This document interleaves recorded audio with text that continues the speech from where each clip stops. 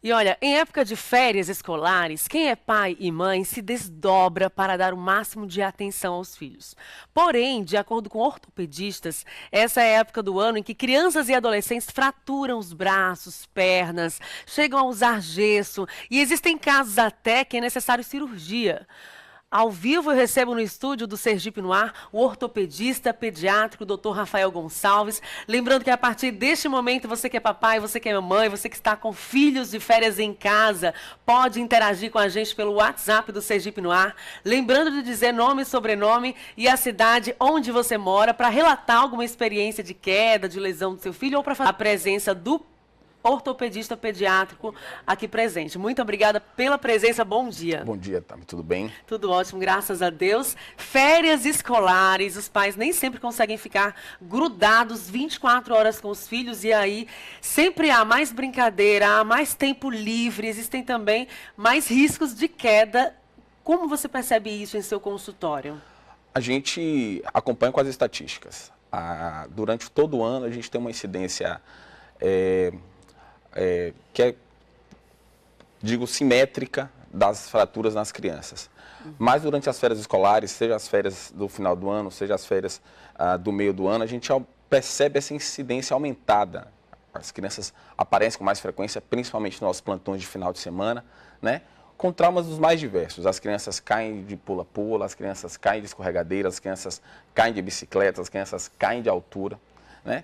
Claro que existem traumas menores, mas mesmo traumas menores, eles merecem a atenção, porque podem esconder fraturas ocultas. Uhum. E aí, como perceber se nesta queda houve uma fratura oculta, houve algum tipo de fratura? O ideal, então, é nenhuma queda, se a criança se queixa, tem alguma queixa específica que mostra que pode ter acontecido alguma fratura, o suficiente para levar essa criança para um ortopedista? A grande questão é que quando a fratura ela é muito aparente, todo mundo leva a criança para a unidade, né? Então, existe a deformidade importante, existe a dor importante. Mas as crianças elas também são mais resistentes à dor. Então, por diversas vezes acontece a seguinte coisa, a criança cai numa semana, no final de semana, passa a semana inteira em casa, com aquela dor discreta, e aí só na semana seguinte os pais procuram assistência médica porque a dor se mantém e a gente vai lá e encontra uma fratura. Uhum. Então, esse período em que, de repente, os pais acharam que não é nada, aí pode piorar a inflamação? Na verdade, isso atrasa o tratamento. A grande maioria das vezes, a gente só precisa imobilizar essas crianças, como foi bem colocado, com gesso, com talas gessadas, né?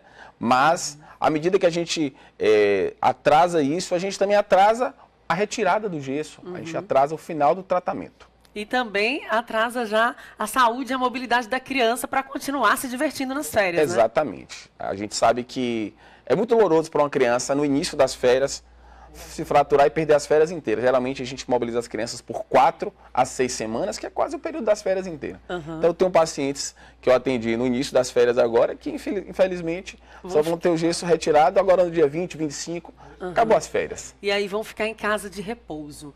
Quais são as fraturas dessas crianças que você tem recebido, né, nesse período de férias? Quais são as fraturas mais comuns e os tipos de quedas? As fraturas mais comuns, disparadamente, são as fraturas dos ossos do antebraço, as fraturas do rádio distal, do punho. Porque a criança, à medida que cai, ela tem o reflexo de proteção e coloca as mãos para se proteger. Sim. Então, essas são as fraturas mais comuns que geram mais transtorno, porque a criança vai ficar imobilizada, não vai poder brincar. Tá? Seguiram as fraturas do antebraço e as fraturas das pernas também. A criança cai do pula-pula, a criança cai do escorregador, né? Fora outras lesões que podem acontecer, os traumas cranianos, as crianças caem das piscinas, batem a cabeça em alguns lugares. Então, é sempre importante que a gente observe bem as crianças, né? Claro que a gente precisa aumentar o cuidado, ninguém vai segurar a criança, prender a criança para não brincar, mas a gente precisa ter essa atenção de que traumas, mesmo traumas menores, precisam ser vistos por um ortopediatra. Verdade. E como é que é na hora do tratamento, o acolhimento no consultório? Geralmente criança já precisa de um atendimento mais diferenciado, pela questão do medo, né? Do receio. Para quem vai engessar pela primeira vez, por exemplo, pode estranhar naquele momento. Como é que é feito esse acolhimento, essa didática no lidar com criança? Eu acho que basicamente a gente precisa de amor. Então a criança chega, crianças e pais chegam muito assustados, né? Então você precisa transformar aquele ambiente num ambiente menos hostil para a criança. Eu costumo dizer que o ortopediatra ele precisa entender a linguagem da criança. A criança chega para mim e pergunta, qual o seu super-herói preferido?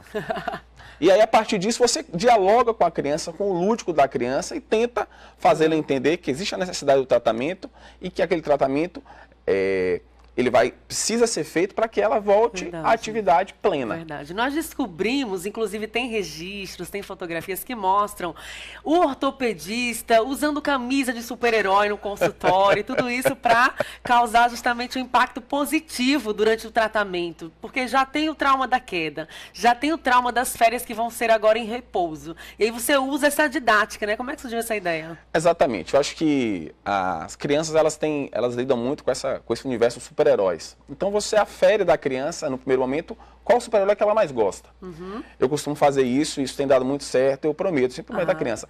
Vou vestir a camisa do super-herói para você no dia da alta. Então, vou lá, coloco minha roupa do Homem-Aranha, minha roupa do Superman, tenho roupa do Hulk. Aí já descontrai. E a gente tem registro disso. Nosso editor Carlos Hermínio já confirmou que as fotos estão no ponto para vocês, telespectadores, visualizarem. Olha aí, então a criança vai ao consultório ser atendida, encontra um ortopedista carinhoso, encontra um ortopedista vestido de super-homem, vestido de Superman, justamente para atrair essa criançada e fazer com que esse momento que seria doloroso torne-se menos doloroso ainda, né? Como é que é essa experiência? Essa troca de olhar aí entre você e as crianças? Olha só, a gente precisa, como eu falo, lidar com o lúdico. É assustador para a criança e você precisa, de alguma forma, trazer a criança para perto de você, dar confiança à criança. Eu acho que essa é uma forma de fazer o melhor trabalho possível, né? Acho que com amor a gente consegue resolver muitas coisas. Aí tá, fotos de fraturas, né, de tratamentos feitos com fixação, mas a grande maioria realmente é gesso.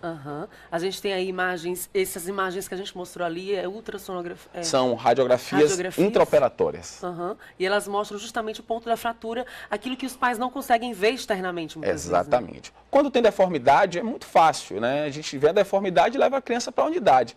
Mas uma grande parte das fraturas, elas não vêm com deformidade clara. Então, você precisa vir para a unidade, precisa ser radiografada, porque a criança precisa ser imobilizada para o melhor acompanhamento e recuperação. Que bacana. A gente aproveita para agradecer aos papais e às mamães dessas crianças que, inclusive, vão passar esse período aí de repouso em casa e que cederam essas fotos aqui para o programa Sergipe no Ar, para a gente compartilhar essa experiência e também alertar também a outros pais, né? Situações de perigo, que pode ser escorregadio, tem que alertar para que o perigo seja menor. O Ivanildo Souza, de Japaratuba, está interagindo em tempo real, online com a gente, acompanhando essa entrevista. E ele tem uma pergunta. Qualquer tipo de lesão que a criança tenha, já é uma preocupação para levá-la ao médico? Ou passou um gel e pronto, está tudo bem? Como diferenciar isso? Porque tem aquele gelzinho para dor, aqueles gels que sempre a gente encontra na farmácia, que os pais e as mães podem adquirir, que às vezes resolve aquele problema, aquela dor. Como saber se esse gel vai resolver? Ou se é realmente uma fratura? Olha só, toda criança com trauma que persista com dor, mesmo ao uso de analgésicos, gelo local, esses gels, esses géis, eles continuem com dor, depois de 48 horas é sinal de alerta, tá? Claro que a gente, como eu sempre digo, fraturas ocultas elas vão doer durante muito mais tempo do que um trauma banal, tá? Então a criança manteve dor durante 24, 48 horas após o trauma, mesmo com tratamento indicado, porque as mães geralmente têm analgésicos em casa, então faz aquela analgesia inicial, coloca gelo, mesmo que se a criança mantiver dor, é sinal de que precisa procurar a unidade. Tem que ir pro médico mesmo, não tem jeito, o gelzinho não vai resolver, também o gelo não vai resolver, e tem que procurar mesmo um ortopedista. E durante o tratamento, após as 4 semanas, geralmente, da recuperação, a criança retorna para o consultório para ver se está tudo ok? Na verdade, as crianças elas retornam semanalmente. Nós precisamos sempre acompanhar, ver se as fraturas elas se mantêm alinhadas e, claro, acompanhar também a evolução, a criação do calo ósseo. Depois de 4 ou 6 semanas, nós retiramos o gesso e a criança vai ter uma vida absolutamente normal. Sempre tomando cuidado, porque nos primeiros 6 meses de fratura existe a chance de se fraturar no mesmo lugar. Tem mais gente interagindo, tem uma mãe aqui interagindo com a gente online. Ela vai só falar para mim o nome e o sobrenome. Ela fala que tem uma criança muito agitada e aí fica difícil dela conter, justamente agora no período de férias, controlar isso. Existe alguma orientação preventiva? Você que já tem esse trabalho mais próximo com crianças, criança? Olha só, a ideia é que a gente torne um ambiente mais saneado, né? Existem casos em que as crianças, além de serem agitadas, estão em ambientes cujo risco de elas se lesionarem é muito grande. As quinas das mesas, entendeu? Locais com altura, escadas sem corrimão. Então a ideia, se você tem uma criança que é muito ativa Bordas em de casa, piscina, né? exatamente. Se você tem uma criança muito ativa em casa, você precisa ter um ambiente que ele seja o mais limpo possível para que a criança diminua o risco de ter uma lesão. Perfeito. Muito obrigada por suas Obrigado orientações. Parabéns pela criatividade no trato, no lidar com as crianças, né? Profissionais assim servem de inspiração, porque vai além do atendimento, é um atendimento realmente baseado em muito carinho e em muito amor. Parabéns, obrigado pela presença Obrigado, aqui. Tami, pela oportunidade. Estamos à disposição sempre. Bom dia, até a Bom próxima. dia.